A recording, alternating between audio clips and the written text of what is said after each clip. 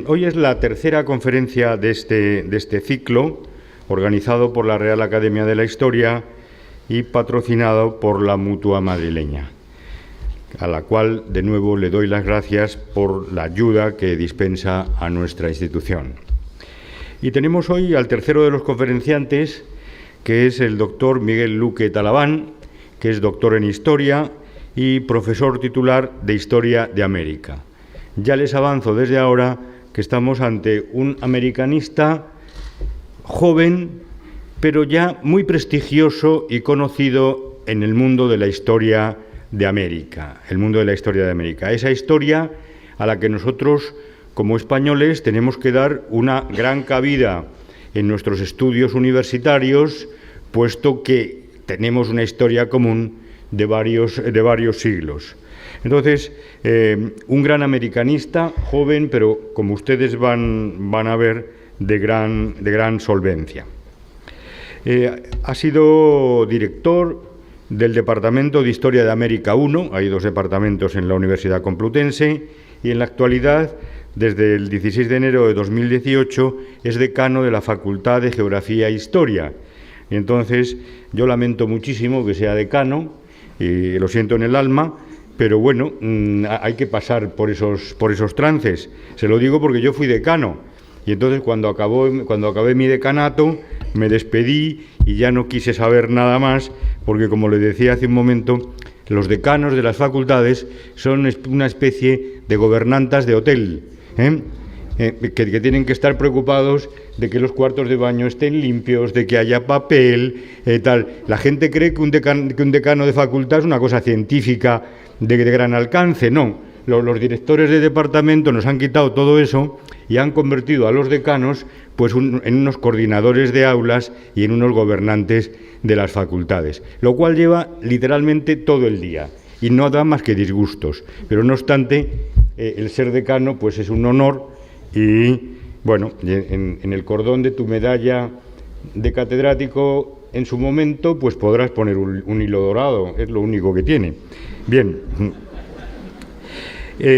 tiene ya 4 sexenios de investigación, uno de transferencias, o sea que a su edad pues es una persona de gran solvencia. Ha tenido estancias de investigación en prestigiosas instituciones dedicadas a la historia de América en México, Perú, Gran Bretaña, Estados Unidos, Portugal y Filipinas. Él está muy interesado en la historia de Filipinas, como luego verán, y yo creo que esto es una gran cosa. Ha participado nada más y nada menos que en 80 congresos nacionales e internacionales de estudios americanistas, ha sido comisario de varias exposiciones de contenido histórico y también de tema americano, preferentemente, y es autor, coordinador o editor de 17 libros y tiene más de 150 trabajos publicados. O sea, como ven, ya un gran historial. Su especialidad es la historia de América, y dentro de la historia de América una subespecialidad que a mí me es muy cercana, porque yo soy catedrático de Historia del Derecho en una facultad de Derecho, y él ha tenido siempre gran interés por la historia del derecho indiano, que antes era una asignatura de la facultad en la especialidad de Historia de América, pero que hoy lamentablemente ya no lo es, y el derecho indiano es fundamental para conocer la historia de América. El derecho indiano no es el estudio del derecho de los indios, como la mayor parte de la gente cree, es el estudio del derecho de las Indias, el derecho que estuvo vigente en aquellos territorios donde se aplicaba un ordenamiento peculiar, que era el derecho indiano, junto al derecho castellano. Es director de un grupo de investigación de la Universidad Complutense de Madrid, que se llama Expansión Europea, en el Seminario de Estudios sobre Filipinas y el Pacífico. Esto es muy interesante, porque no solamente se ha dedicado a los territorios de la América continental y de las islas del Caribe, sino que también se ha ido a Asia, y quizá ese es el motivo principal, que no el único, de tenerlo hoy con nosotros.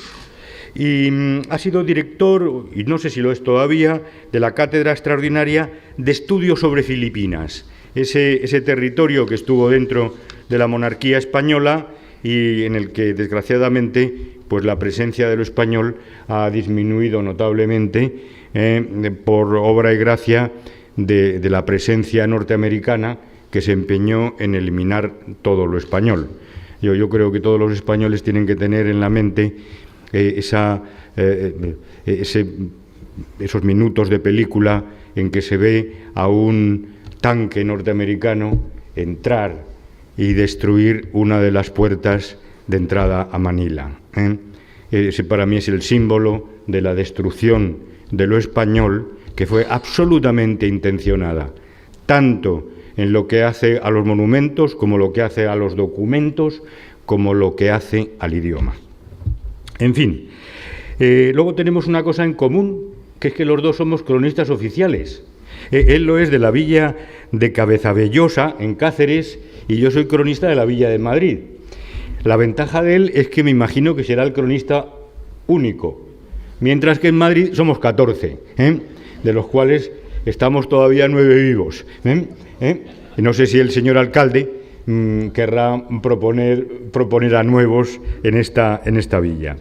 Es vicepresidente de la Asociación Española de Estudios del Pacífico, Más Pacífico, vicepresidente de la Asociación Española de Americanistas, cargo importante que me imagino que también le dará algunos quebraderos de cabeza, porque gobernar a lo que podemos llamar el ganado académico no es nada fácil, y es miembro de la Junta Directiva del Comité Español de Ciencias Históricas, que se reúne precisamente en la Real Academia de la Historia. Y con todo esto, pues ya les dejo con don Miguel Luque Talaván, que seguro que nos va a ilustrar y nos va a encantar con su intervención. Cuando quieras, Miguel. Muchas gracias al profesor Feliciano Barrios Pintado por su amable presentación. Espero no defraudarles. Y lo primero es dar las gracias a la Fundación Mutua Madrileña por la invitación a participar en este ciclo de conferencias prestigioso y con mucha tradición ya en el tejido cultural, como se suele denominar, de Madrid, y también al coordinador, el profesor Barrios Pintado, por esta invitación y en la Real Academia de la Historia. Y también darles las gracias a todos ustedes esta tarde por haber venido haciendo un esfuerzo, porque la verdad es que la tarde está complicada para llegar a cualquier destino en la ciudad de Madrid. Bueno, esta tarde vamos a tratar un tema que es el que aparece en el programa, Magallanes y Elcano. Evidentemente, en un año como este, ya casi de cierre de la conmemoración del viaje de circunnavegación al globo de Magallanes y Elcano, pues casi en una conferencia de temática general es muy difícil decir algo nuevo, ¿no? O algo que pueda despertar el interés. Y evidentemente en 40 o 45 minutos, que es aproximadamente de lo que disponemos, tampoco voy a hacer un recorrido específico muy minucioso sobre cada uno de los aspectos, porque no daría el tiempo y quedaría muy superficial, ¿no? Entonces me he decidido centrar sobre algunos aspectos que considero de interés en este hecho histórico. Un hecho histórico sobre el cual no solamente ahora por el efeméride, sino que durante estos últimos años se han publicado mucho y muy bien, ¿no? Y en cualquier librería especializada, y sin que sea especializada, en librerías a veces de gran superficie, estamos encontrando libros permanentemente sobre Magallanes Elcano, hechos bien por especialistas que tienen ya una tradición en el estudio de las figuras de Magallanes Elcano o de la época de los descubrimientos geográficos, como se denomina también habitualmente, o bien de personas que interesadas hacen alta divulgación, también alguna de ella de muchísima calidad, como luego veremos en alguna de las diapositivas. Así que yo voy a centrarme, ajustándome al título de la conferencia, en una serie de temas a analizar que me servirán de punto de guía. Y he subtitulado después Cuestiones, visiones y consecuencias de esa primera circunnavegación al globo. Cuestiones, vamos a ver las relacionadas con la personalidad de Fernando de Magallanes, verdaderamente interesante, creo. Los problemas que surgieron en el apresto de la Armada, o algunos de ellos. La figura clave, y no siempre recordada fuera del ámbito académico, del arzobispo Juan Rodríguez de Fonseca, un personaje fundamental no solamente para este viaje, sino para todo lo que va a suceder después, y que es verdaderamente el que sienta las bases americanistas, si las podemos llamar así, de la política ultramarina del César Carlos. Y, finalmente, los sucesos de la Bahía de San Julián, que, como decía, siempre siempre mi maestro, el profesor Leoncio Cabrero, uno de mis maestros. Realmente es un acontecimiento muy interesante que aún después de tener tanta documentación y tanta bibliografía, mejor dicho, sigue siendo un acontecimiento no bien comprendido y que espero algún día tener tiempo para poder estudiar, sobre todo desde la óptica del derecho, porque los juicios que se hacen allí tienen mucho que ver con lo jurídico, como es obvio, ¿no? Después pasaremos a ver o a comentar o a analizar la cuestión relacionada con las palabras, con el concepto de visiones. Las visiones centradas en las que tuvieron los nautas ibéricos de las poblaciones indígenas con las que se fueron encontrando a lo largo de su viaje, especialmente los conjuntos insulares del Océano Pacífico, y también cómo estos nautas ibéricos fueron percibidos por los habitantes de estas regiones del Océano Pacífico. Y finalizaremos con las consecuencias, las inmediatas y las de más larga duración, derivadas del retorno de la nao Victoria a la gaditana Sanlúcar de Barrameda y después al puerto de Sevilla. Con estas tres bloques, cuestiones, visiones y consecuencias, pues organizaremos la exposición. Fue Portugal la primera nación europea en alcanzar el extremo del mundo en 1512, cuando los portugueses Antonio de Abreu y Francisco Serrao avistaron lo que se denominaría más adelante el Océano Pacífico. Entonces todavía no se sabía muy bien qué era, desde la región de las Islas Molucas, mientras que la corona hispana lo vislumbró en 1513 con Vasco Núñez de Balboa y vislumbró desde las costas americanas lo que se denominó entonces la Mar del Sur y tomó posesión de él en nombre del rey de España. Mientras, y desde la península, el rey don Fernando, gobernador de Castilla desde el fallecimiento de la reina Isabel, puso las bases de lo que podríamos denominar la política pacífica por el océano de la corona castellana y que habría de anteceder a la de su nieto, el César Carlos, promotor este último del viaje de Fernando de Magallanes y de Juan Sebastián Elcano, y de las iniciativas, también no hay que olvidarlo, emprendidas por Hernán Cortés desde la Nueva España. Nos referimos concretamente al proyecto de Díaz de Solís, quien tras firmar el 23 de marzo de 1508 una capitulación con Pinzón para buscar el ansiado paso oceánico, en 1512 elaboró un informe donde afirmaba, entre otras cosas, y cito textualmente porque es interesante dar la voz también a los personajes, ¿no? Dice en este momento Díaz de Solís: Malaca se halla en el hemisferio español y estando la India en 400 leguas dentro de los límites de este dominio, las islas de la Especiería corresponderían con mayor razón a España. Es lo que justifica nuestro viaje, ¿no? Y así sigue justificando ese viaje Díaz de Solís, que obtuvo una nueva capitulación en 1512, pero que a raíz de la firme oposición portuguesa hizo que don Fernando suspendiera la expedición. Sin embargo, hay nuevos intentos hasta que llegan al viaje de Magallanes Elcano de 1521 para intentar hacer viajes hacia ese lugar que se denominaba la Especiería. No vamos a relatar todos los intentos, todos los viajes, pero básicamente la idea fuerza que podríamos trasladar es que todos estos viajes que comienzan con el viaje de Magallanes Elcano terminan, como luego veremos un poco más avanzada la conferencia, en 1606 realmente, ¿no? Podemos hacer una genealogía de todos estos viajes, porque en el fondo lo que están buscando en primer lugar es el ansiado paso hacia el océano, en segundo lugar llegar hacia la Especiería y en tercer lugar, no menos importante, encontrar un retorno desde ese lugar de la Especiería, desde ese sudeste asiático, de nuevo al continente americano, y eso no se va a conseguir hasta la década de los 60 del siglo XVI. Por tanto, todos los viajes, todos los nombres, todas las travesías que vamos a mencionar en la conferencia, más allá de la maraña de datos o de los nombres, de las fechas, las ideas fundamentales son las que acabo de mencionar, ¿no? Porque el Pacífico, una vez que se avista, se convierte en un reto. Cuando se avistan los portugueses por un lado, los castellanos por el lado americano, y los portugueses por el lado del sudeste asiático, se convierte en un problema geográfico que hay que resolver, ¿no? Y esa resolución va a demorarse durante casi todo el siglo XVI, ¿no? Y eso es lo que también comentaremos después, ¿no? Aquí tenemos algunas de las diapositivas, lo he ido indicando. Decía antes que hay personas que también han hecho alta divulgación sin venir directamente del mundo de la academia, pero muy bien, ¿no?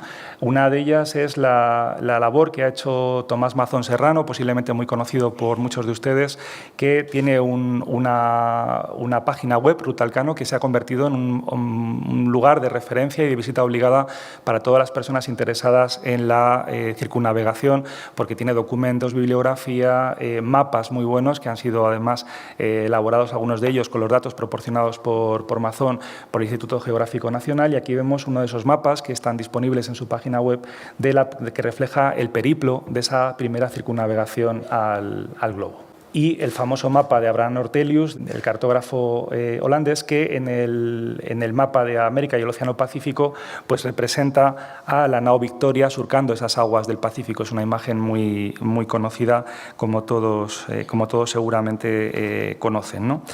En este sentido, y con relación a las cuestiones, el viaje de circunnavegación, cuando se produce, tiene como personaje inicial a Fernando de Magallanes, que entonces tenía 39 años y ya contaba con experiencia en el mundo no europeo, en el mundo ultramarino, concretamente en la India, en las Molucas y también en África, cuando llega a la corona castellana, Castilla, perdón, con 27 años, después que Cristóbal Colón, para ofrecerle al César Carlos un plan que complementaba al del genovés, ¿no?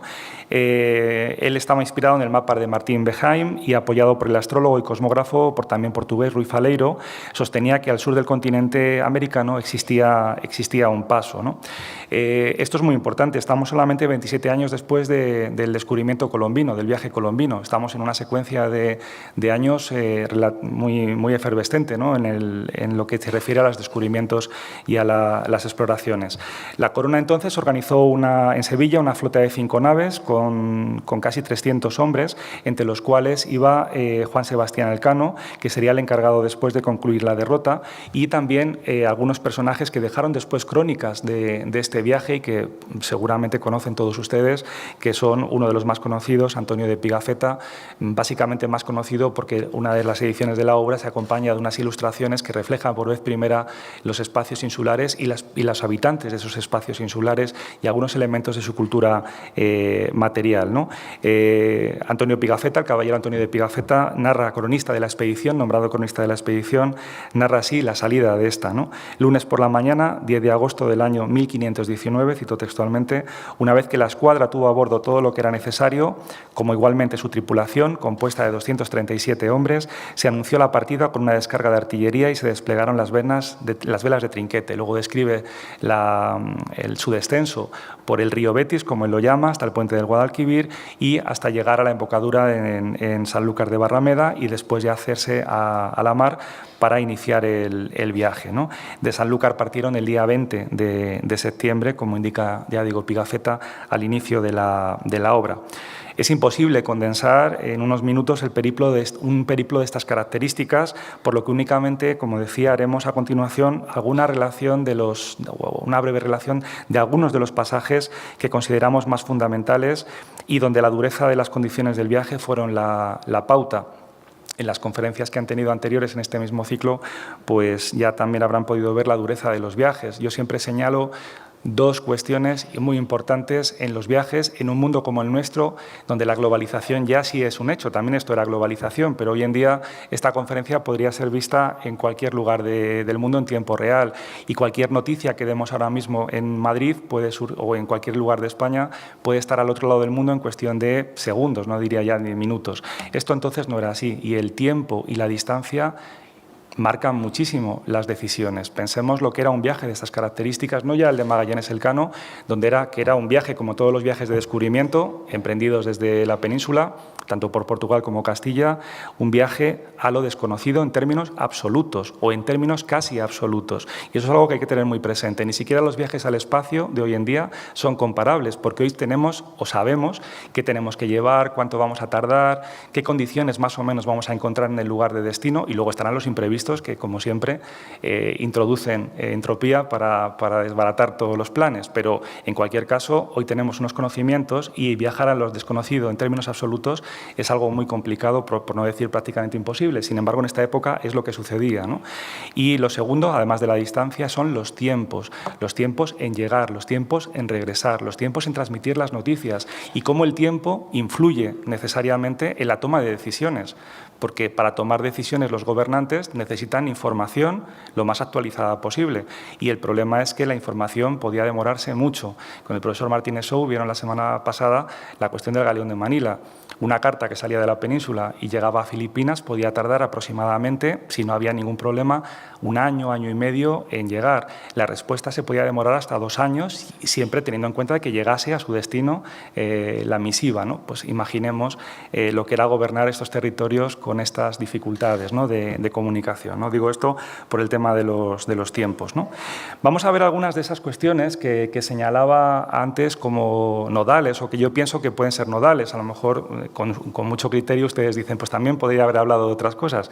Pues sí, pero bueno, por centrarnos en algunas de ellas. Esta del viaje de circunnavegación, que ya digo, por las diferentes rutas que siguió. Pues vamos a ver las relacionadas con la personalidad de Fernando de Magallanes, que, como decía, pues es un personaje que ya tiene una experiencia al llegar a Castilla. Él nace en 1480 en el seno de una familia de la nobleza portuguesa, muy vinculada al servicio de la corte y además muy cercano a diferentes miembros de la familia real lusa. Es decir, no es una persona que venga de la nada, no es una persona que venga de un entorno que no sea cortesano, y no es una persona que no tenga experiencia en los viajes a ultramar. Sin embargo, es todo lo contrario, tiene todos esos requisitos perfectamente, ¿no? Su primera incursión en el espacio ultramarino vino precisamente de la mano de su participación en la expedición de Almeida, que fuera quien fuera el primer virrey de la India portuguesa, y en el transcurso de la misma podemos destacar que participó en los ataques a las plazas de Quiloa y Mombaza,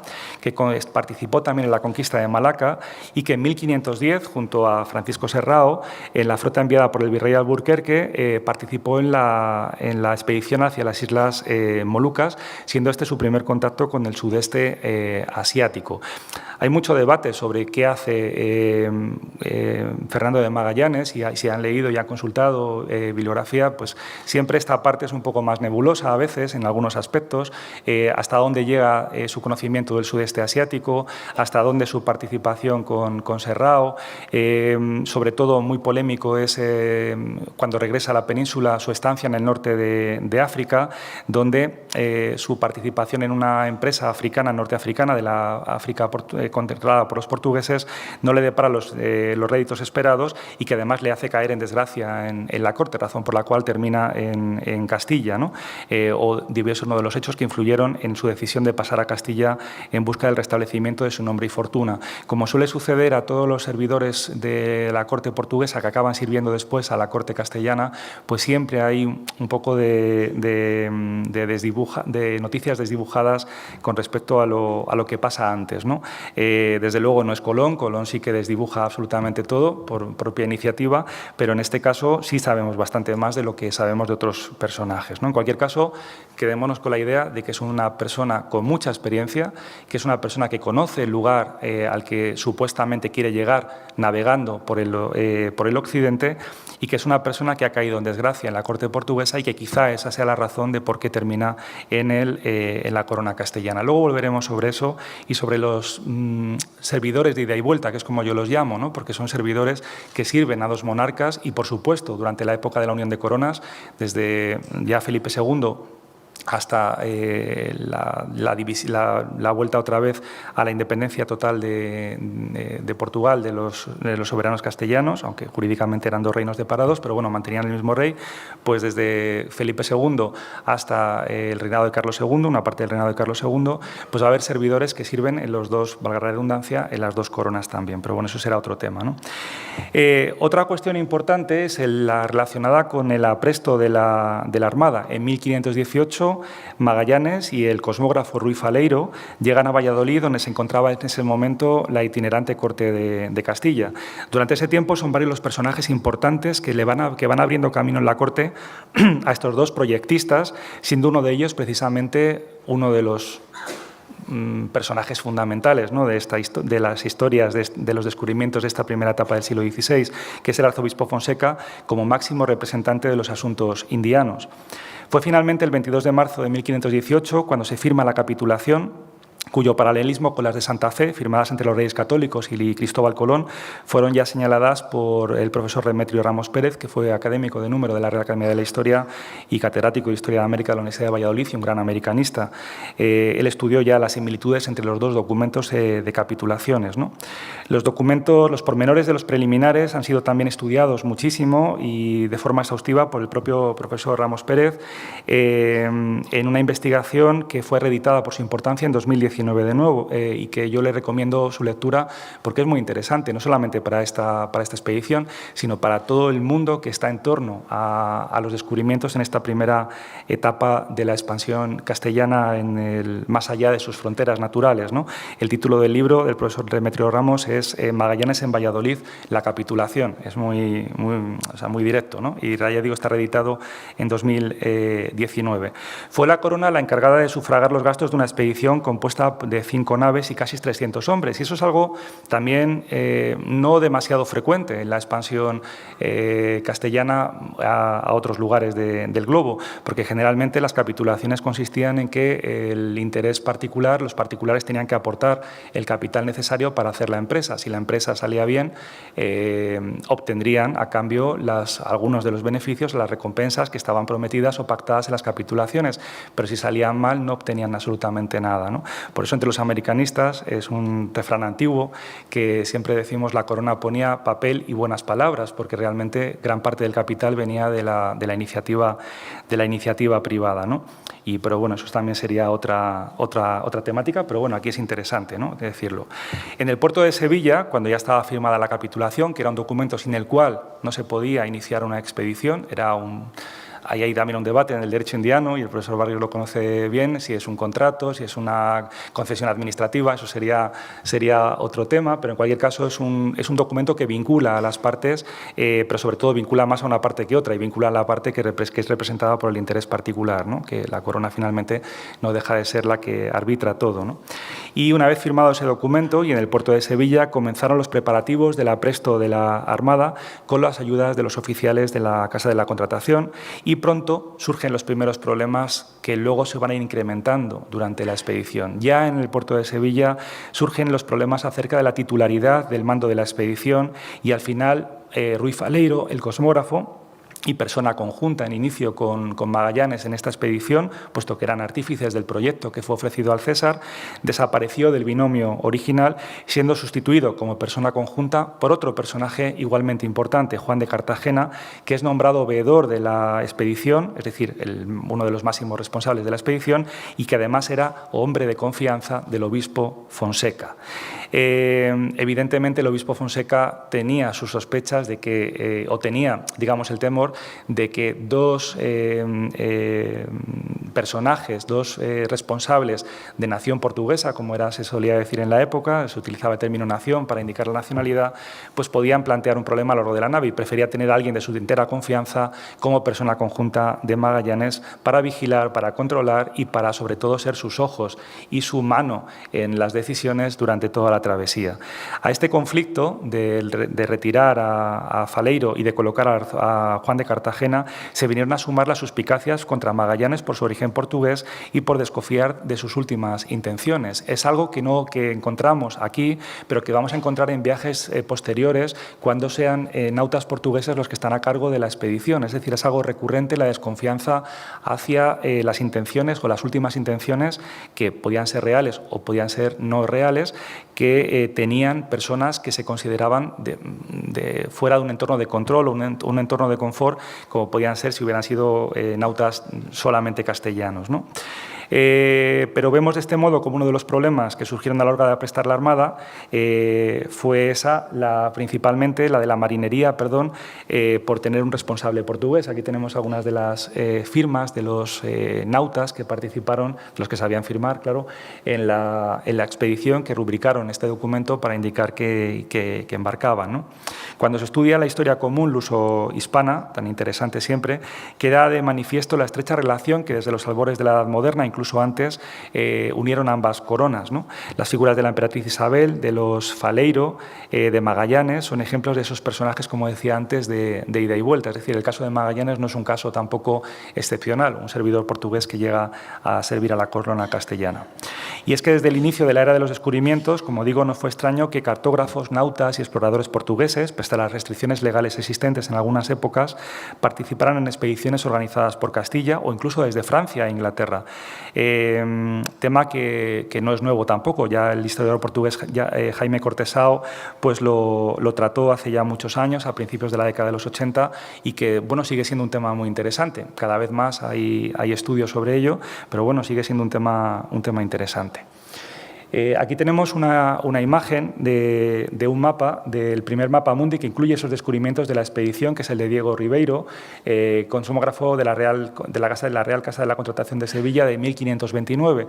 Es uno de los primeros mapas que reflejan esa ruta, los resultados cosmográficos de esas consecuencias, en este caso cosmográficas, y de conocimiento cartográfico del mundo derivadas de la propia expedición. Y eso es algo también interesante. Cuando pensamos en un mapa, si ahora repartiésemos una cartulina y un bolígrafo, un lapicero, y dijéramos, pintemos el mundo, todos pintaríamos el mundo.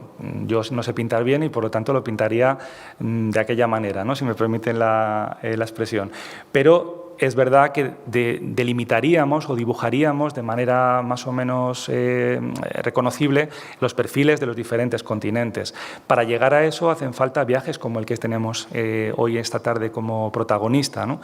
Y sobre todo, lo más difícil, todos estos viajes hacían cartografías parciales de los territorios que visitaban, y esa cartografía parcial después era incorporada a el gran padrón real o el gran registro cartográfico que se conservaba en la Real Casa de la Contratación de Sevilla o la Casa de la Contratación de Sevilla, y con eso se componía el padrón real, que era el mapa general, ¿no? A imitación de lo que hacían los portugueses con sus respectivos dominios ultramarinos, ¿no? Por tanto, lo que vemos aquí son uno de los muchos ejemplos que podríamos traer, sobre todo a partir de estos años de vuelta de la expedición, donde vemos ya reflejados esos datos parciales de la cosmografía, no solamente de la primera vuelta al mundo, sino también de todas las expediciones que están recorriendo el territorio americano, donde, como ven, todavía hay una parte bastante desdibujada en ese espacio, ¿no? Por eso los mapas también nos permiten ir construyendo ese conocimiento de cómo ellos veían el mundo y cómo lo percibían, ¿no? Tomás Mazón, igual, en esa página web que les animo, La Ruta al Cano, tiene la composición de la expedición y, sobre todo, algo muy interesante: cuántos salen, de dónde salen, cuántos fallecen, cuántos regresan. En este caso son los que regresan a España, y todos conocemos las consecuencias, cómo llegan a España víctimas. Son las primeras víctimas, la semana pasada comentaban, del escorbuto, ¿no? Las primeras víctimas del escorbuto van a ser precisamente los navegantes de la expedición Magallanes-Elcano. Nunca había habido una navegación tan larga, por lo menos registrada, y desde luego las consecuencias del escorbuto no se dejaron tardar, y sobre todo cuando embocan el Pacífico, pues las consecuencias son terribles y las crónicas nos lo describen, ¿no? El único que no padece escorbuto, o parece que no padeció escorbuto, fue el propio Magallanes, y hoy sabemos que es porque consumía una compota que él llevaba hecha con membrillos, y que consumía pues como una golosina, como un dulce, puesto que la llevaba como parte de su propio equipaje, y eso le evitó padecer los efectos de la enfermedad, aunque luego murió, como sabemos, en Mactán, ¿no? Como decía, una figura clave es la del arzobispo Rodríguez de Fonseca, que aquí tenemos uno de los varios retratos que conservamos de él como donante de esta tabla. Para el americanismo, la figura del arzobispo Juan Rodríguez de Fonseca, conocido por uno de sus títulos, tuvo varios, de hecho era arzobispo de Rosano, pero él es conocido más como obispo de Burgos. No es desconocida para los americanistas, gracias sobre todo a las investigaciones que ha hecho una colega y investigadora de mucho prestigio, Adelaida Sagarra Gamazo, profesora de la Universidad de Burgos, donde ha trabajado en profundidad la figura de a este personaje.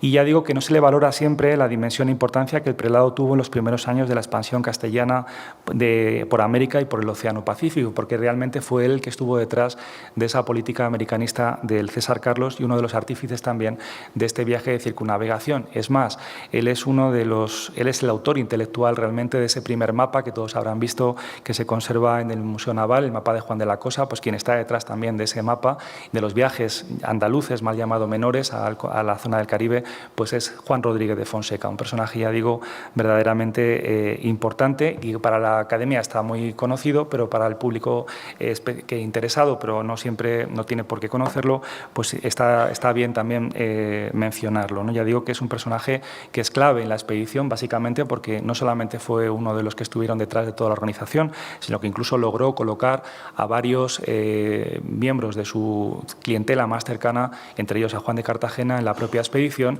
y de hecho fueron los comerciantes de Burgos, de donde él era obispo, que también estuvieron muy involucrados en este viaje y en otros viajes también al mundo americano. Pero dentro del periplo, ya digo que el periplo es amplio, es grande, es bueno, pues con muchos problemas, ¿no? Desde que salen de muchas tensiones, desde que está prestándose la Armada en Sevilla, y ya cuando embocan el océano, pues esos problemas, sobre todo el tema del origen portugués de una de los responsables de la expedición, pues realmente todo ese caldo de cultivo de tensiones va a tener un momento crítico en la bahía de San Julián. Los barcos son un microcosmos. Si a ustedes han visto, y si no han visto, les animo que si tienen ocasión lo vean, la reproducción de la nao Victoria en alguno de los puertos españoles, o van a la provincia de Huelva y ven la reproducción también, de las muy buenas reproducciones de los barcos de Cristóbal Colón, nos vamos a hacer una idea de lo que estamos hablando. Es decir, estamos hablando de espacios verdaderamente pequeños. Cuando pensamos en estos barcos, a veces pensamos, o podemos pensar, si no estamos avisados, que son barcos enormes, ¿no? Barcos muy grandes. Realmente no, estos barcos son muy pequeños. Un muelle normal de un puerto actual está más elevado que lo que es la cubierta de la nao Victoria, y realmente navegar en estas naves, navegar en estos barcos, realmente era algo muy complicado, ¿no? Se solía decir que estabas a menos de 3 centímetros de la muerte. ¿Por qué? Porque realmente la obra muerta, es decir, lo que va debajo de la superficie, estaba, pues eso, a la distancia del tablón y de las maderas del resto del océano, ¿no? Realmente eran unas embarcaciones muy frágiles, a pesar de que nos parezca lo contrario, y de hecho los problemas eran muchos, ¿no? Y luego, por supuesto, las enfermedades de transmisión de todo tipo. Es decir, imaginemos a una concentración de personas viviendo en un espacio cerrado, donde tienen que hacer absolutamente todo, ¿no? Y además los pasajeros, la tripulación humana no iba sola, también iba una tripulación no invitada a la expedición, que consistía en parásitos, en ratas, etcétera, que bueno, pues también viajaban en los barcos, ¿no? Y bueno, todo esto de la vida a bordo es también algo muy interesante que no debemos perder de vista cuando hablamos también de expediciones. Evidentemente, en esos microcosmos, en navegación, con las tensiones del lugar de partida, más las tensiones surgidas en la convivencia en un espacio muy cerrado, pues evidentemente pasó lo que pasó en la bahía de San Julián. Tras pasar por tierras brasileñas y dejar atrás la embocadura del río de la Plata, explorada que había sido explorada aproximadamente 5 años antes por Juan Díez de Solís, la flota continuó su periplo hasta el sur en busca del ansiado paso. Pero la llegada del invierno les sorprendió, y Magallanes decidió establecer un lugar de invernada, una bahía, la de San Julián, que parecía propicia para el fin deseado. Allí permanecieron desde el 31 de marzo hasta el 21 o 24 de agosto de ese año de 1520. Esa decisión, la de hacer invernada en la bahía de San Julián, no fue del gusto de muchos de los capitanes. Este es el mapa de Herrera, que ya refleja también parte de esos descubrimientos. Esa decisión de Magallanes, ya digo, no fue del gusto de muchos de los capitanes y pilotos que deseaban continuar viaje para comprobar lo antes posible si existía o no existía el paso oceánico, ¿no? Fue en San Julián donde las personas que estaban en contra de Magallanes comenzaron a trabar una conjura. Habían perdido la confianza en la empresa y en las posibilidades, además, de encontrar el estrecho, cuya existencia mantenía Magallanes desde el principio con mucha seguridad. Magallanes Magallanes, considerando que la situación lo requería, convocó una junta de capitanes a bordo de la Trinidad y antes de celebrar la reunión había organizado una misa cuyo único asistente de todos los invitados fue Luis de Mendoza, ¿no? Los desplantes a Magallanes se fueron sucediendo, es decir, se manifestó la hostilidad hacia Magallanes a medida que iban avanzando los días y este comenzó a albergar sospechas de que podría producirse un motín. En el alta mar hay dos cosas muy graves. Una es un motín que puede poner en riesgo la seguridad y la otra, por ejemplo, puede ser un incendio, aparte de una tormenta, etcétera. Pero estas son especialmente delicadas, ¿no? Uno de los sucesos más destacados del viaje y que pudo terminar con el proyecto cuando aún no se habían abandonado las aguas atlánticas, ¿no? Las tripulaciones de la Concepción y de la Victoria se amotinaron, mientras que los hombres de la Santiago se mantuvieron leales a Magallanes y ante tales circunstancias este mandó que los tripulantes de la Trinidad y la Santiago se preparasen para el ataque. Juan Sebastián Elcano precisamente se encontraba entre uno de los amotinados. Fue dominada la situación por hacer la historia lo más simple posible. Ya digo que sigue siendo un tema que a mí me gusta, sobre todo desde la parte jurídica, ¿no? Ver cómo se hizo todo el proceso. Una vez dominada la situación por parte de Magallanes, no sin dificultades muchas, este quiso juzgar a los amotinados, que es donde me voy a centrar ahora, en un juicio que cumpliese con los requisitos que fijaban las leyes y nombrando para ello como jueces a pilotos que se consideraban neutrales. El veredicto del juicio que fue cumplido fue el siguiente y fue ejemplarizante, de hecho precisamente para evitar nuevos motines durante el resto de la travesía. Luis de Mendoza fue ahorcado y su cadáver arrastrado y descuartizado, exponiéndose sus miembros en 4 patíbulos erigidos en otros tantos lugares de la bahía de San Julián. Imaginemos el impacto también que esto produjo en las personas. Que no conservemos testimonio de todos los nautas, de todos los tripulantes, no significa que no tuvieran una impresión y una opinión sobre lo que aquí tenemos, ¿no? Ahora hablaré un poco muy breve de las fuentes. Gaspar de Quesada, otro de los activos en el motín, fue condenado a ser decapitado, siendo también expuestos sus restos, al igual que en el caso de Mendoza.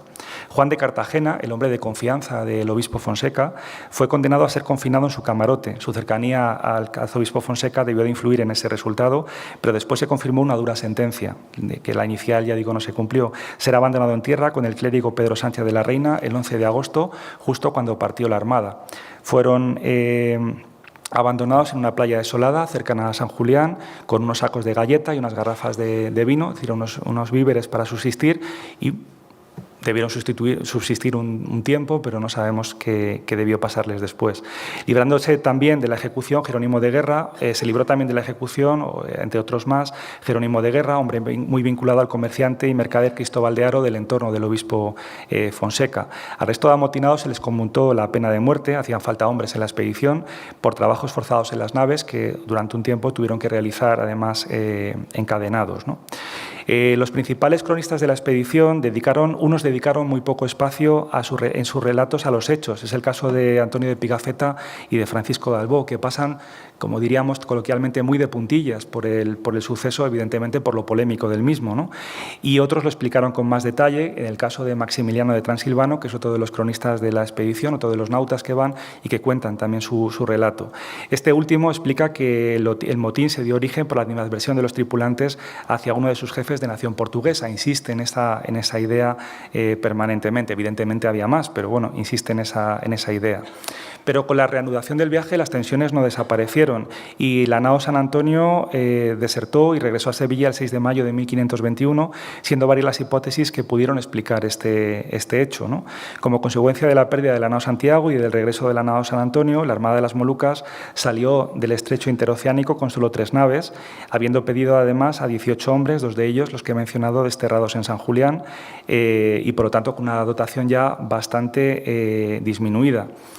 De los testimonios de los actores que participaron en los hechos de San Julián y del relato de los hechos acaecidos en esta bahía, que son siempre parciales, no hay que olvidarlo, por los muchos intereses puestos en juego, conservamos abundante documentación en los archivos españoles a raíz de los informes que los pocos supervivientes de la expedición tuvieron que hacer a su regreso a la península, donde fueron interrogados específicamente por todo lo que había pasado durante la expedición y, en este caso, además, los interrogatorios pues, también fueron un poco más incisivos porque, evidentemente, ahí había pasado, incluso había habido un juicio, ¿no? Y se había justiciado a algunas personas muy relevantes antes de su partida, y por esa razón la Corona quiso saber qué pasó. Por tanto, tenemos mucha documentación, alguna de ella ha sido además ahora editada facsimilarmente por alguna casa editorial con mucha fortuna, creemos. Han editado el testamento, diferentes documentos relacionados con la expedición y bueno, pues están a disposición también. Y bueno, por supuesto, en línea también tenemos las transcripciones y tenemos los documentos también escaneados en pares, ¿no? en archivos estatales en red, ¿no? Ahí está la ubicación de la bahía de San Julián. Vamos a hacer ahora una incursión breve, pero también necesaria, en lo que hemos denominado visiones, porque siempre hemos considerado que los procesos de descubrimiento, conquista y colonización, independientemente de su magnitud y repercusiones históricas, conllevan también una transformación en aquellas sociedades que reciben su huella. Y aunque dicha alteración no debe hacernos presuponer, que no hubo resistencias en diferentes formas e intensidad planteadas hacia los foráneos por las sociedades receptoras. El Océano Pacífico, al igual que ya había sucedido en otros lugares del mundo con anterioridad, esto sucedió igualmente, no fue una excepción. Y aunque para una gran parte de la historiografía anglosajona la historia de los contactos europeos con el Océano Pacífico comenzó con los viajes del capitán Cook en el siglo XVIII, lo cierto es que las relaciones se iniciaron 2 siglos antes, en el siglo XVI, como estamos viendo, cuando el descubrimiento para el mundo occidental por nautas ibéricos fue iniciado por el viaje de circunnavegación de Magallanes Elcano, como lo conocemos. Sin embargo, como ya también he dicho al principio, la exploración de todo este océano, ese proceso se demoró algunas centurias más. Si el estudio de toda esta transformación ofrece numerosas posibilidades de reflexión, tanto desde la óptica de los europeos como desde la visión de los pueblos oceánicos, no lo ofrece menos el análisis detallado del impacto que estos encuentros tuvieron sobre las poblaciones indígenas insulares del Pacífico, poseedoras todas ellas, lo subrayo, de una interesantísima historia, una fascinante cultura y una cronología propia, además diferenciada de la europea, que siempre es bastante etnocentrista y fija su función, se fija además en función de las fases de su presencia en este área. Estas culturas fueron definidas en 1993 por uno de los grandes oceanistas que ha dado el siglo XX y bueno, que sus libros son unos clásicos. Peli Hauofa lo denomina como un mar de islas, y lo denomina un mar de islas porque aplicándolo al conjunto insular del Océano Pacífico, y que creemos que es una acertadísima expresión que nos invita a pensar en este espacio de una manera holística en su conjunto y desde todos los puntos de vista posible. ¿Por qué digo esto? Porque el Océano Pacífico no fue conectado por la expedición de Magallanes Elcano, el Océano Pacífico no fue conectado por las expediciones ibéricas, sobre todo castellanas, durante el siglo XVI. El Océano Pacífico ya estaba conectado antes de la llegada de los primeros nautas ibéricos, porque el Océano Pacífico, como está demostrado arqueológicamente, y genéticamente es un océano de intercambios, una verdadera autopista de comunicaciones. Los pueblos oceánicos conocían perfectamente el Océano Pacífico, los pueblos polinesios hacían grandes viajes de expediciones, hacían viajes sin perder nunca de vista, perder de vista en el sentido de contacto con su lugar de origen, hacían expediciones de colonización donde llevaban víveres, donde llevaban animales, donde llevaban semillas, es decir, verdaderamente eran colonizadores también del espacio del Pacífico, conocían también el uso de la vela y también tenían cartografía. Tal vez hayan visto alguna vez estos mapas, los mapas de las Islas Marshall, que son unos mapas que todavía hasta el siglo XX han servido para navegar en diferentes zonas del área micronésica y donde las pequeñas conchas indican las islas y donde las finas hojas de vegetales indican las rutas a seguir y también en algunos casos los frentes de ola y las dificultades de navegación. La carta que hemos visto antes de Reinel, cualquier carta náutica, y esta carta de las Islas Marshall o mapa de las Islas Marshall son instrumentos de navegación igual de efectivos para aquellos que los utilizan en su contexto cultural determinado, ¿no? Se conocen como mapas de las Islas Marshall, pero son cartas de navegación y, ya digo, han seguido existiendo hasta el siglo XX y nos demuestran esa interconexión. Porque en todo proceso de reconstrucción histórica de la región oceánica resulta al mismo tiempo necesario, aunque sea una obviedad, pero quiero decirlo, incluir las diferentes perspectivas también del lugar, ¿no? Presentes en la misma. ya hay muchos autores que han trabajado esta cuestión, fundamentalmente anglosajones, pero son importantes. Bernard Smith, James Davison, Marshall Sahlins, que es uno de los clásicos, Roger Kissing, que son algunos de los autores, entre otros más, que han trabajado esa visión oceánica de la historia y esas percepciones que tuvieron los pueblos oceánicos de los nautas que empezaron a llegar desde Europa a partir de este viaje de circunnavegación de Magallanes Elcano, algo que para el mundo americano fue definido por el gran historiador y antropólogo mexicano Miguel León Portilla como visión de los vencidos. Pues en este caso, para el mundo americano, para el mundo oceánico también hay una visión de los pueblos originarios, ¿no? Por el lado europeo, las fuentes escritas también son muy abundantes, pero para el lado oceánico, las disciplinas como la arqueología, la antropología, por ejemplo, la que explora la tradición oral, la genética, que he dicho antes, la lingüística, nos ofrecen su ayuda en esta necesaria labor de análisis, donde sin hacerla estaríamos ofreciendo una historia también incompleta. Desde luego, el periplo y los contactos pues fueron muy interesantes. Suele olvidarse, ya digo, con facilidad, por insistir en la idea, que las naves europeas llegan a territorios continentales e insulares que poseían una historia de miles de años. Testimonio vivo de los puestos que hoy todavía, entre las poblaciones melinesias, micronesias y polinesias, existe una gran variedad de lenguas y una importantísima riqueza cultural, ¿no? El estudio y análisis de esos encuentros entre marinos y poblaciones autóctonas es de mucho interés, como también son las formas en que la presencia europea fue transformando profunda y progresivamente la región. Las noticias compiladas por algunos de los nautas del primer viaje de circunnavegación son muy reveladoras en ese sentido. En el caso de Antonio de Pigafetta, por poner un caso, en su conocida relación del primer viaje de navegación al mundo, publicado por Pinacio en 1524, recogió sus impresiones y, entre comillas, del otro, del que no era como ellos, con un estilo que hoy no dudamos de calificar en eurocéntrico, pero que era el que estaba vigente en la primera mitad del siglo XVI y que buscaba hacerse comprensible para el público que podía leer, que tampoco era mucho, de este tipo de obras, un público europeo en ese momento. Un método presente en crónicas y bitácoras escritas sobre estas regiones oceánicas y que buscaba dar testimonio de la diversidad poblacional de los territorios con los que se iba entrando en contacto. Entre las aportaciones del cronista italiano encontramos además 23 mapas con algunos de los lugares por los que atravesó la expedición y que ilustraron su obra. Aquí tenemos uno de ellos, que son además los primeros en representar, aunque aún de una manera muy incipiente, esas tierras oceánicas. Complementando yo al texto de Pigafetta, esta primera relación de la Vuelta al Mundo, que es quizá la obra más conocida de la expedición, existen otros testimonios relevantes de este primer periplo circunnavegador, igualmente bien estudiados desde hace varias décadas. Los ya mencionados, redactados por Maximiliano Transilvano, el piloto Francisco Albó o Ginés de Mafra, que también era portugués, entre otros, ¿no? No voy a detenerme en los detalles porque evidentemente no podemos, pero sí voy a mencionarles simplemente en qué temas se fija, por ejemplo, un autor como Pigafetta y otros autores, qué aspectos le llaman la atención de esos contactos con las poblaciones oceánicas, y a partir de ahí podríamos entrar en varias horas de analizar los detalles de ese contacto, ¿no? y de qué significa cada una de las impresiones que anotan sobre ese contacto, ¿no? Desde luego, aunque entran en contacto entrar en contacto con los pueblos de América, concretamente de Brasil, de las tierras continentales de Brasil, el 13 de diciembre de 1519, de la actual Argentina y del actual Chile, ¿no?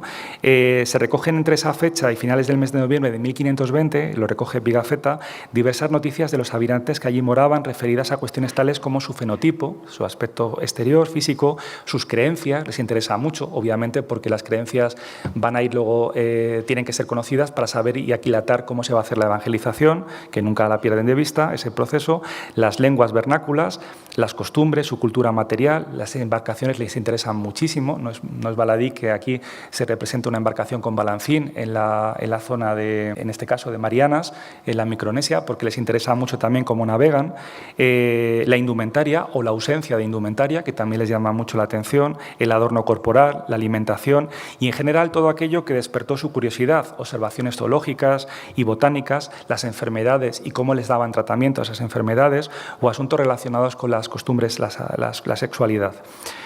Aspectos que también reflejaría Pigafetta en su texto refiriéndose a las culturas del Océano Pacífico. No llevaba un cuestionario como tal, pero la propia curiosidad y el deseo de que esa información sirviese después para tomar acciones que permitiesen la ocupación de esos territorios, hizo que no solamente Pigafetta, sino que otros muchos siguiesen este mismo esquema de análisis con mayor o menor detalle, ¿no?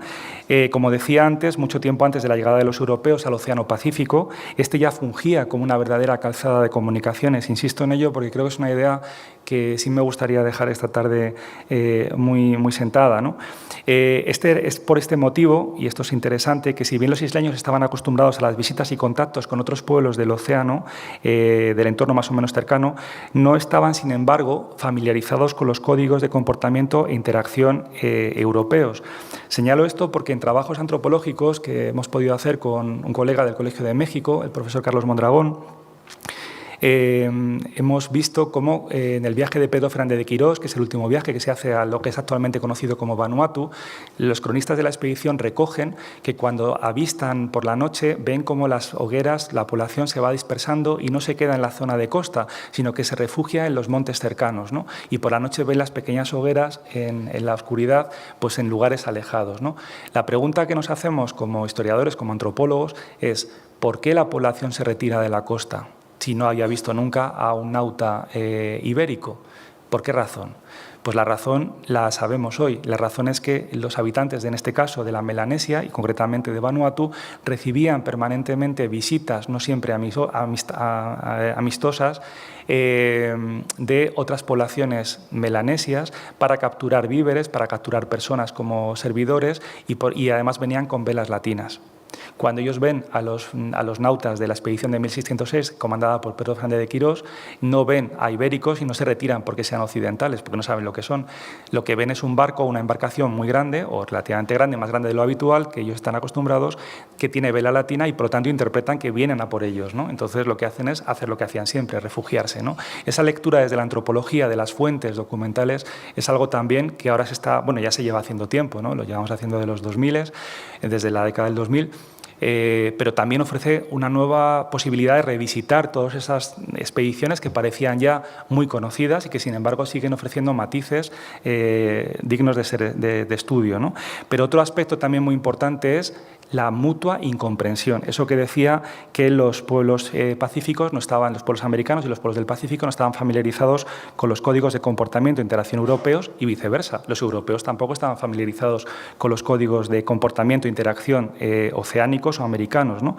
Y esto también fue una de las causas de las desavenencias que antes aludíamos entre los pueblos que fueron con los que fueron estableciendo contacto los nautas de la expedición de Magallanes Elcano, ¿no? Y fue esa mutua incomprensión una tónica bastante importante, ¿no?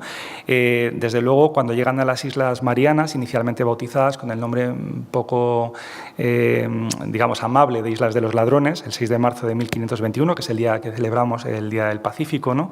Los pacifistas, es decir, los que nos dedicamos también al Pacífico, permanecieron en ellas solo 3 días, pero ese fue el primer lugar donde entablaron contacto con esas poblaciones oceánicas y también fue el primer lugar donde ese acercamiento no fue pacífico, ya que allí es donde se produjo el primer acto de hostilidad hacia estas poblaciones, porque la respuesta a lo que los tripulantes interpretaron como la sustracción del esquife de la nao Victoria pues dio lugar a unas desavenencias, ¿no? Ya saben que se llaman ladrones precisamente porque se consideró que habían intentado abordar para robar objetos, sobre todo de metal, ¿no?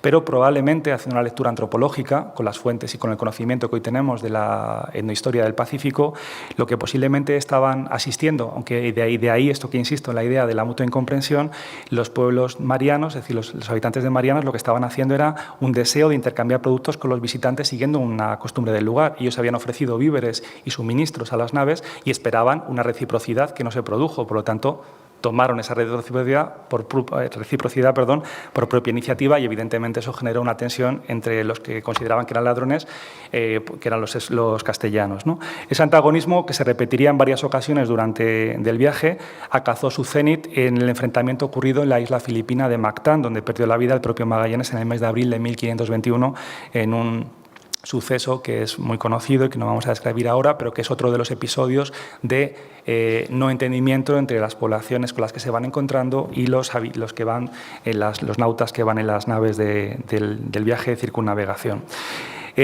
Cuando abandonan las Marianas, llegan finalmente al archipiélago de San Lázaro, que más tarde sería bautizado como Filipinas en primer lugar, luego Filipinas en honor al príncipe, y después van a recorrer una parte del archipiélago de Filipinas que tenemos.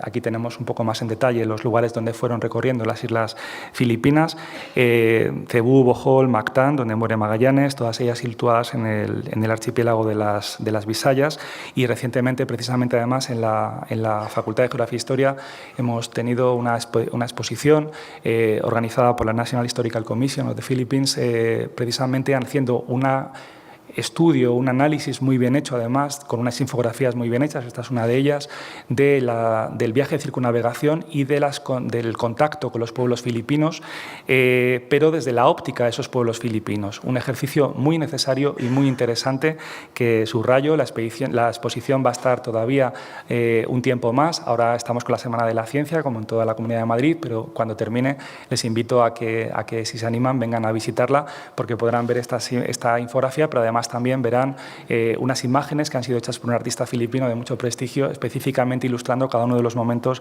del contacto, de la llegada de la expedición a Filipinas, ¿no? Luego ya siguieron a Molucas y fue finalmente a fines de diciembre cuando la nueva Victoria emprendió finalmente el difícil retorno a la península. Para ir terminando, las consecuencias de esta expedición. Sí hemos visto algunas cuestiones, pocas, pero como decía al principio, en algunas en las que quería centrarme, las visiones, centrándome en las visiones de esos pueblos oceánicos. Podríamos, ya digo, hablar mucho más sobre cada uno de los detalles, ¿no? Y de en lo que se fijan, ¿no? Ya digo, es muy interesante la lectura de las crónicas, la más conocida, la de Pigafetta, pero todas las demás, que también están editadas. Pero vamos a centrarnos ahora, al final, en las consecuencias, ¿no? Porque yo siempre he creído que todo suceso histórico ha de medir su importancia y trascendencia en función de las consecuencias que de él se derivan. Dicho de otra manera, yo puedo haber estado en un lugar ignorado y no visitado. Pensemos en un lugar del espacio, puede haber ido a Marte y haber estado en Marte, ya sé que no es posible, pero por ponerles un ejemplo rápido, y no contárselo a nadie, y no dejar testimonio o dejar un testimonio que no va a ser encontrado hasta dentro de 300 años. Bien, yo he estado en Marte, pero no ha tenido ninguna consecuencia. Digo esto por los viajes precolombinos, los viajes anteriores a Colón, ¿no? Ya sabemos que posiblemente Cristóbal Colón no fue el primero en llegar a lo que después se conoció como el continente americano, ¿no? Ya el profesor Juan Manzano, gran americanista y gran historiador del derecho indiano también, habló mucho y muy bien de esto, ¿no? Pero lo importante no es quién fue el primero, sino las consecuencias que tuvo ese viaje, ¿no? Sabemos que los pueblos escandinavos habían estado en torno al año 1000 en la zona del actual península del Labrador, etcétera, toda la zona del Atlántico canadiense y en algunos puntos concretos lo que ellos llamaban Vinland, ¿no? Pues bien, en este caso, en lo que se refiere al primer viaje de circunnavegación al globo de Fernando de Magallanes y de Juan Sebastián Elcano, los efectos del viaje fueron notorios, y aquí esto también quiero señalarlo, y de forma resumida vamos a enumerarlos muy brevemente. En primer lugar, la demostración a los ojos de la ciencia europea del momento de esa posibilidad de dar la vuelta al mundo, de esa redondez, ¿no? de poder ir a navegar hacia un mismo lugar, en este caso el Oriente, también desde el Occidente, aunque con todas las dificultades. Relacionado con eso, la localización del ansiado paso geográfico que comunicaba los océanos Atlántico y Pacífico, una búsqueda que había sido iniciada décadas antes por Cristóbal Colón en sus 4 viajes y que no había conseguido encontrarlo, y continuada desde 1499 y 1500 por personajes de la talla, por todos conocidos como Ojeda, como Américo Vespucho, Juan de la Cosa, pero Alonso Niño y Cristóbal de Ojeda, Vicente Ñáñez Pinzón, Cristóbal de Ojeda o Diego de Lepe, nombres todos ellos bien conocidos para este periodo.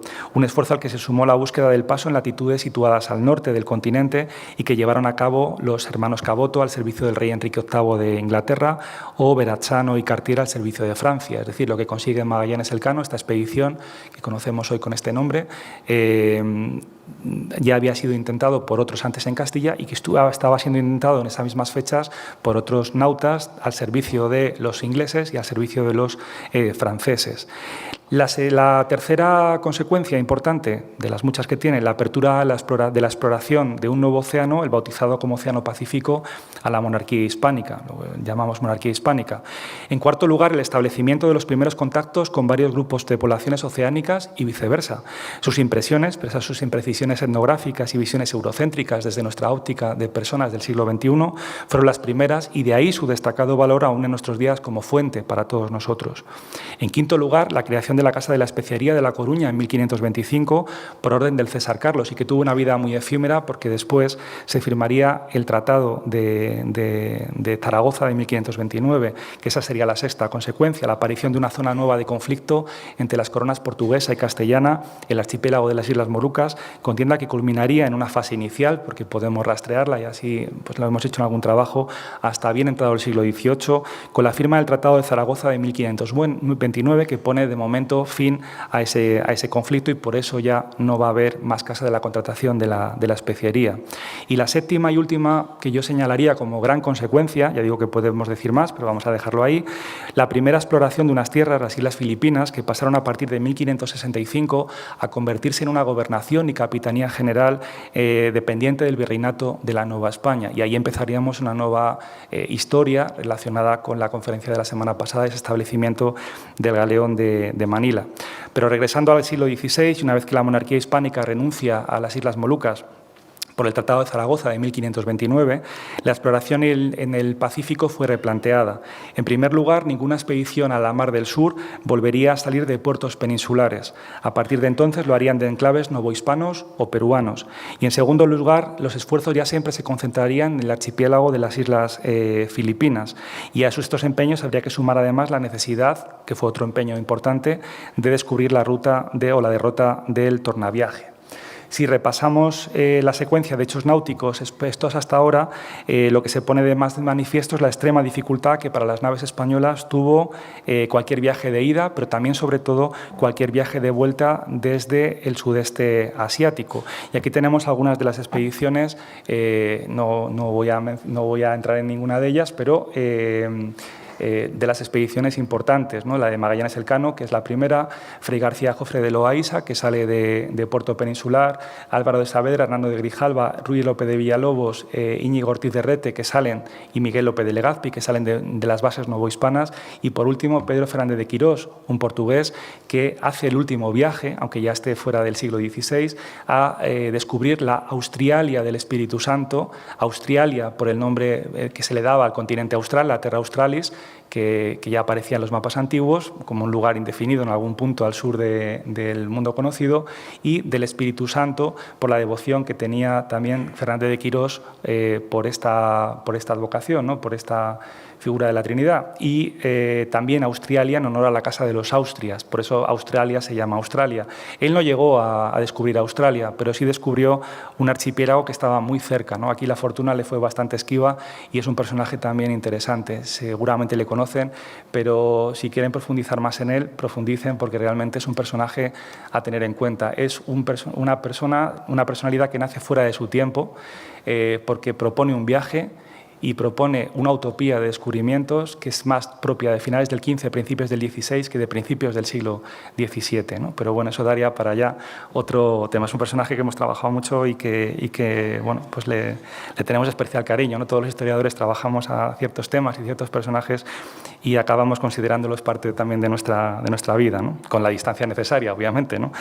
El 21 de noviembre, como digo, de 1564 se designa, como eso sí lo mencionaré, a Miguel López de Legazpi como responsable de una expedición donde irá Fray Andrés de Urdaneta para la conquista del territorio y el inicio de la colonización de las Islas Filipinas. Y es aquí donde el descubrimiento del tornaviaje en 1565 va a inaugurar, en palabras del gran pensador mexicano Alfonso Reyes, una gran circulación oceánica, decía él, que habría de perdurar hasta comienzos del siglo XIX, y es el origen, ese barco de retorno de 1565 de ese galeón de Manila.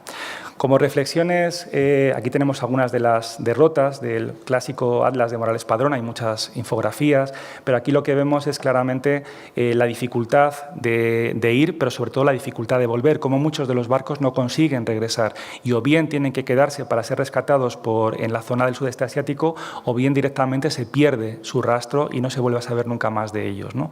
Por eso, el viaje de Magallanes Elcano, que comienza un problema en el sentido geográfico del término, ver cómo se navega por el Océano Pacífico, no es resuelto esa incógnita de cómo se regresa hacia las bases americanas para poder hacer útil el espacio a los ojos de la corona española en ese momento, hasta el viaje de Miguel López de Legazpi. Por eso siempre me gusta, aunque extienda mucho la red, ¿no?, de temas, ver todo en su conjunto, porque si no lo vemos en el conjunto nos vamos a quedar solamente centrados en un aspecto y vamos a perder de vista que un viaje solamente es una parte de toda una historia mucho mayor, ¿no?, y sobre todo unos objetivos de la corona que están muy presentes en todas estas expediciones.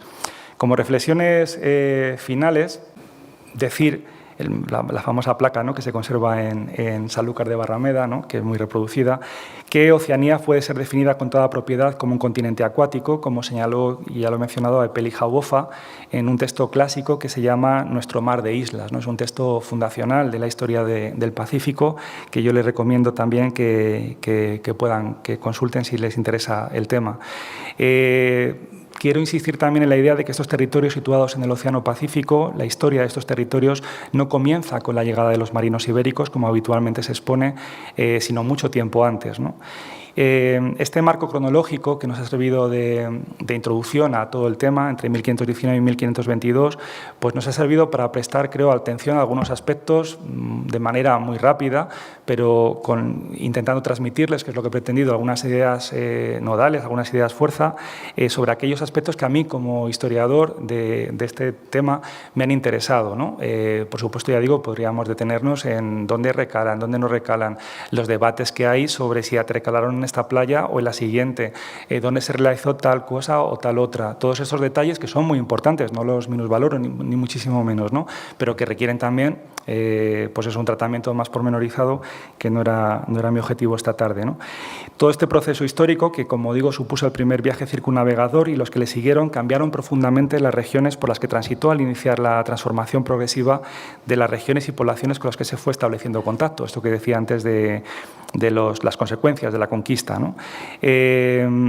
En todo el entorno del Océano Pacífico, y que es el espacio que personalmente más he tenido ocasión de investigar, pero también del americano, los grupos indígenas que fueron entrando en contacto con los navegantes españoles, primero españoles, castellanos, luego europeos, holandeses, británicos, franceses, fundamentalmente, no permanecieron estáticos ante este encuentro mutuo, sino que se fueron transformando progresivamente a medida que los contactos y la colonización, caso de la hispana sobre las Islas Marianas y las Islas Filipinas, se fue asentando, ¿no? La importancia y la dimensión política del viaje de Magallanes Elcano no es resultado de los modernos estudios sobre el mismo, que también, sino, y que esta es la última idea, que además se ha incrementado, como decía antes, con las conmemoraciones del quinto centenario, sino que ya en su época las consecuencias del viaje fueron tan importantes que muchos autores de la época, o importantes autores de la época, vamos a decirlo más precisamente así, o con más precisión, como Gonzalo Fernández de Oviedo, reflejaron la importancia del viaje y dejaron noticia ya en el siglo XVI, o sea, fueron conscientes ya en el siglo XVI de la importancia del viaje, algo que no todos los expedicionarios de esta época de los descubrimientos tuvieron, es decir, fama en vida, ¿no?, sino que muchos pasaron sin pena ni gloria o tuvieron muchos problemas después. Esta expedición ya en la época fue considerada importante, y las consecuencias que antes he mencionado, las 7 consecuencias, pues son buena prueba de ello. Y un ejemplo, como digo, son las palabras de Gonzalo Fernández de Oviedo, que dijo que el camino que esta nao hizo, refiriéndose a la nao Victoria, fue la mayor y más nueva cosa que desde la creación, él lo dice de otra manera, pero vamos, desde la creación, pues desde que Dios compuso el mundo, dice él, ¿no?, hasta nuestro tiempo se ha visto y no se ha oído ni escrito con más de notar, dice él, en todas las navegaciones después de aquella del patriarca Noé, ni aquella nao o arca, la de Noé se refiere, no navegó tanto como esta, ¿no?, indicando pues eso, la dureza del periplo. Así que nada más, muchísimas gracias por su atención y su paciencia, y quedo a su disposición por si tienen alguna cuestión que preguntarme. Muchas gracias.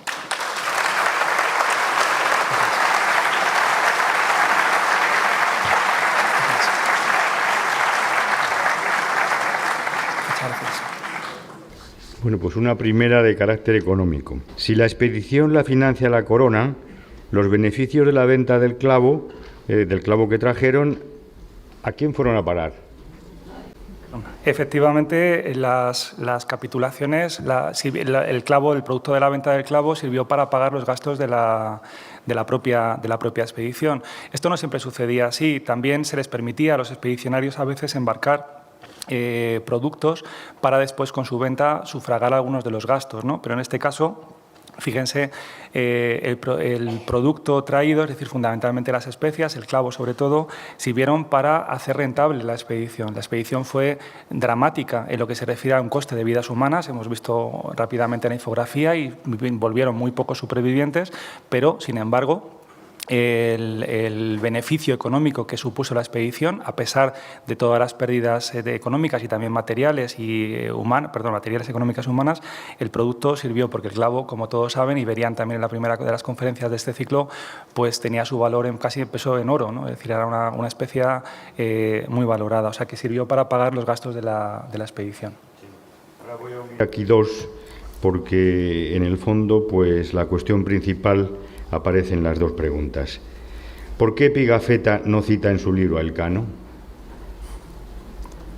Y otro amable oyente lo plantea desde la oposición de Pigafetta.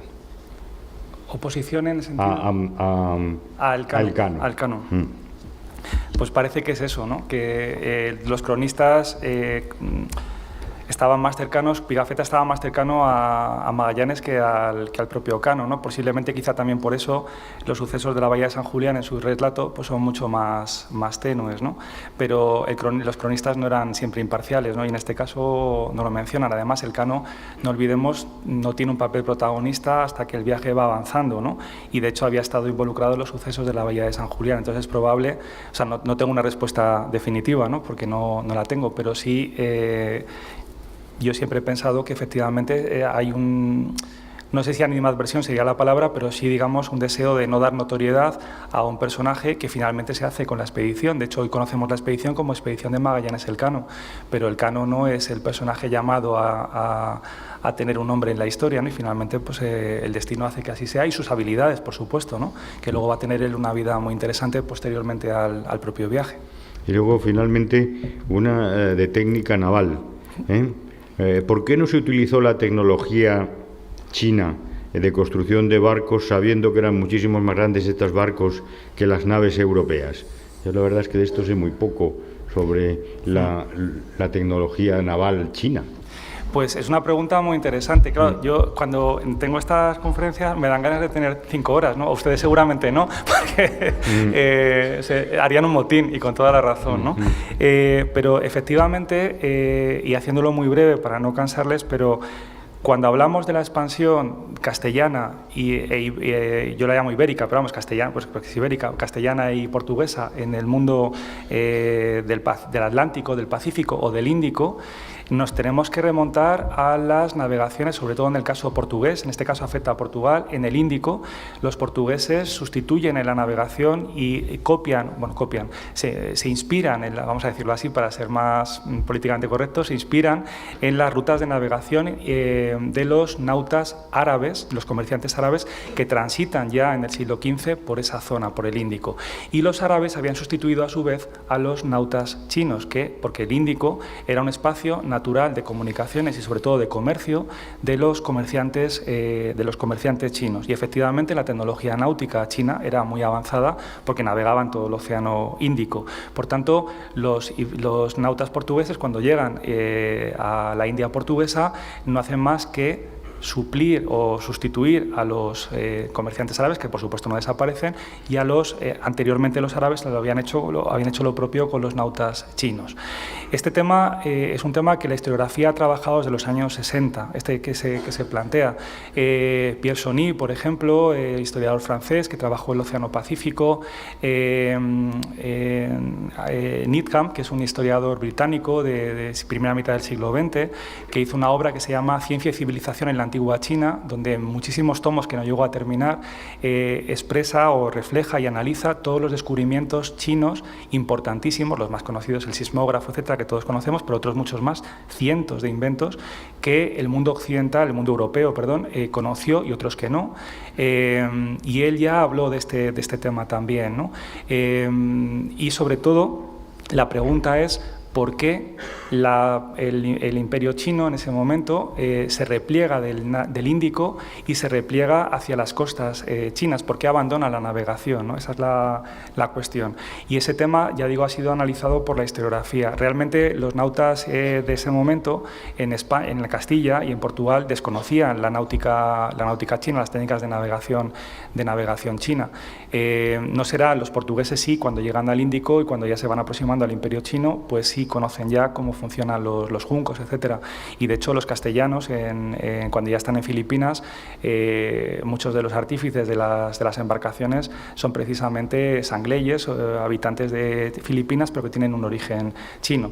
Pero digamos en ese primer momento incipiente de los descubrimientos, ese conocimiento no se tiene en la península. Pero abundando en la pregunta, para la persona que haya hecho la pregunta, que ya digo es muy interesante como todas, yo le invitaría a reflexionar también por qué China abandona en el siglo XV, en un momento determinado del siglo XV, la exploración y el comercio en el Índico, y sin embargo Portugal da el paso, y poco tiempo después Castilla, es decir, cómo unos se contraen y otros se expanden, ¿no? Ese fenómeno de contracción-expansión, ya digo, es una cuestión que trabajó Pearson en los años 60 y que sigue teniendo plena vigencia. Se llama El océano de los ibéricos. Si les interesa el libro, ahí creo que se llama, recordar el título es ese, y está traducido además al español. Pues yo creo que has contestado todo y muchísimas gracias a todos ustedes. Muchas gracias. Los espero ver en el próximo ciclo. Muchas gracias.